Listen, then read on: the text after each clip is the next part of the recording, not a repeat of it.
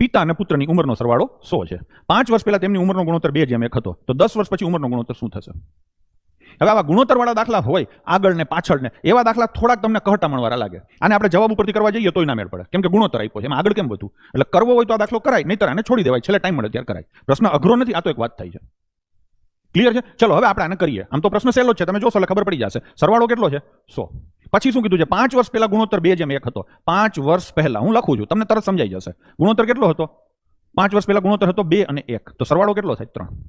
પિતા 2 હોય તો પુત્ર 1 હોય તો સરવાળો કેટલો થાય? 3. ક્લિયર છે? આ મારી દુનિયા છે, એની દુનિયામાં સરવાળો કેટલો થાય? 100 નહીં થાય. 100 સરવાળો અત્યારે છે. 5 વર્ષ પહેલા બેયની ઉંમર 5 વર્ષ ઘટી જાય એટલે 90 થાય. તો અહીંયા લખવાના આવે 90. 30 ગણું છે તો દીકરો 30 નો હોય ને બાપા 60 ના હોય. પણ આ કઈની વાત છે? 5 વર્ષ પહેલા.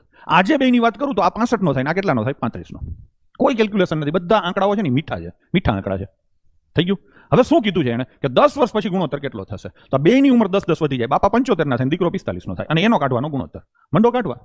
15 ઉડે તો કેટલા આવે? 5. 15 ઉડે તો કેટલા આવે? 3. તો ગુણોત્તર થશે 5:3. બસ થઈ ગયું. થઈ ગયું.